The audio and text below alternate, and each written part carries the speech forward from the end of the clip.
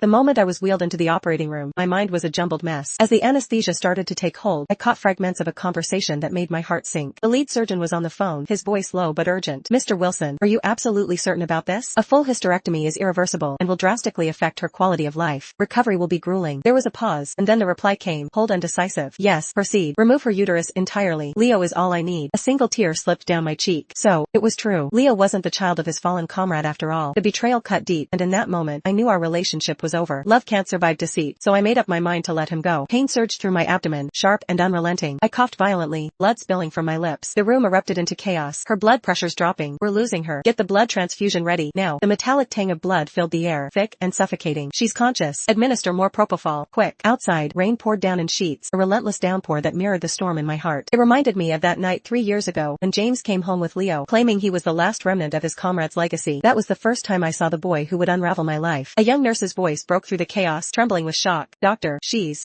pregnant. 6 weeks along." The lead surgeon's voice was sharp. "That's not in her records." As my consciousness wavered, a memory surfaced, James standing behind me at the shooting range, his hands guiding mine as I pulled the trigger. The bullet hit the bullseye, and he whispered in my ear, "My darling, what a perfect shot." Now, that same bullet seemed to have found its mark, piercing my heart and leaving me bleeding out. "Quick, inform Mr. Wilson. What if this child—" "No, he's occupied," the assistant interrupted. "Proceed as planned. Handle it." When I woke, James was at my bedside, his eyes red-rimmed and weary. Relief washed over his face as he saw me stir. He leaned down, pressing a gentle kiss to my forehead. "You're awake. Thank God you're okay," he murmured, his voice shaking. But I couldn't muster a response. My heart was a hollow shell. Thinking I was still dazed, James called for the doctor. The physician looked at me with pity, hesitating before prescribing sleeping pills. He explained that while my physical recovery was progressing, the loss of my uterus had left deep psychological scars. Strangely, the sleeping pills didn't work. Years of reliance had built up my tolerance. I lay there, eyes closed, feigning sleep as James sighed heavily beside me. "Darling, don't blame me. I had no choice," he whispered. "I promised Sophia I'd take care of her child. I knew you'd never treat Leo as your own if we had a child together. For his sake, we couldn't have any more." Sophia, the name echoed in my mind. I'd first heard it at her funeral, shortly after James and I married. He'd told me she was his first love, a woman who'd married a gambler out of spite and later took her own life. Her body was never found. The coffin held only her clothes. At the time, I'd felt only sadness for her tragic end. But now, replaying that memory, I noticed something I'd missed before. James's smile had been empty, his eyes devoid of joy. I drifted into a restless sleep, and when I woke, James was still there, looking exhausted. He helped me sit up with utmost care, his gentleness drawing envious glances from the nurses. "Mr. Wilson is so devoted," they whispered. "He hasn't left her side." But their admiration only grated on me. When they left, James teased, "What's wrong? Is my wife feeling shy?" I pressed my lips together, refusing to meet his gaze. He assumed I was grieving the loss of my uterus. "Don't be sad," he said. "We have Leo. Once he's older, we'll send him to daycare and have our time together." His words were a cruel echo of the life we'd once envisioned. But now, I couldn't even muster a smile. My child was gone, and I'd never have another. Then I noticed the stains on his sleeve, brownish streaks of watercolor paint mixed with turpentine. It was from his private studio, a place he'd always kept off limits, even to me. Inside, hidden among paintings of me and Leo, was a life-sized portrait of Sophia, a girl in a school uniform, smiling carefree on a rock. I'd discovered it just before the accident, sneaking into the studio while he was out. The realization had sent me spiraling, leading to the crash. "Where's Leo?" I asked, my voice hoarse and unfamiliar. James's arms tightened around me, his concern palpable. "He's at the family estate with my parents." The Wilsons had always doted on Leo. I thought it was because they were open-minded, but now I understood. They'd known all along he was James's son. I was the only one kept in the dark. I spent over 2 weeks in the hospital, James visiting daily, but on the day of my discharge, he was absent. I took a taxi home, and as I entered, laughter greeted me. Inside, alongside James and Leo, was a young woman I didn't recognize. She shot me a hostile glare. James looked surprised. "Weren't you supposed to be discharged tomorrow?" "It was today," I replied flatly. He glanced at me nervously, afraid I'd be upset. Leo ran toward me, but the girl, Emily, pushed him back. "She's not your mom," she sneered. "She's a homewrecker." James roared, "Enough." He pulled me into his arms, dismissing Emily with a curt, "Butler, show Miss Emily out." Emily's face twisted in anger, and Leo burst into tears, demanding she stay. James ignored him, carrying me upstairs. In the bedroom, he set me down gently. "Don't mind her," he said. "She's Sophia's sister. She thinks I'm a scumbag for breaking up with her sister." His words were laced with excuses for Emily, a stark contrast to how he'd once defended me. I remembered a time when he'd kicked a woman out of a party for disrespecting me, declaring that anyone who crossed me would face the wrath of the Wilson family. But now, Emily's insults earned only a mild rebuke. Leo's cries interrupted us, and I noticed the jade bracelet on his wrist, the one I'd bought for my unborn child. Rage consumed me. I lunged at him, trying to tear it off. James shoved me away, and I crashed into the wall, my wounds reopening. He didn't notice. He comforted Leo, shooting me a cold glare. "You need to calm down and think clearly," he said. I was shattered. The physical pain was nothing compared to the agony in my heart. Later, a housekeeper found me pale and bleeding. "Ma'am, are you all right?" she asked, rushing me back to the hospital. The doctor stitched me up, assuring me the hysterectomy had been skillfully performed. I felt a bitter laugh rise in my throat. "Take care of yourself," he warned. "Otherwise, it could still be dangerous." I left the hospital, numb and hollow. James called, his tone harsh. "Leo's birthday is coming up. You'd better prepare well. Whether he forgives you depends on your performance." I laughed bitterly. I'd raised his illegitimate son as my own. room, and now I was the one who needed forgiveness. James, I said, my voice trembling. I can't tolerate deception and betrayal. He softened, sensing my pain. Don't overthink it. Come home. Leo and I are waiting for you. But I didn't go back. I sat on a park bench, tears streaming down my face. I'd realized the truth. We were over the moment I'd found that portrait. I contacted a lawyer to discuss divorce. Meanwhile, Emily added me on social media. Her first message was venomous. Homewreckers never end up well. I was about to block her, but she sent more. Don't you want to know about my sister and James? Her messages revealed a different story. James lied to you. My sister didn't marry a gambler out of spite. She left him to study abroad. You should have seen how he begged her not to go. She attached a video. A young James at the airport, desperate and heartbroken, pleading with Sophia to stay. She coldly shook him off and left. He coughed up blood as she walked away. I'd always thought James was unshakable, but this video showed a side of him I'd never seen. A man who'd loved Sophia so deeply it nearly destroyed him. I stayed at a hotel, avoiding James. On Leo's birthday, I went to the Wilson estate. As I reached the gate, a woman bumped into me. Her voice was soft but carried a weight that stopped me in my tracks. James, she said, I'm back.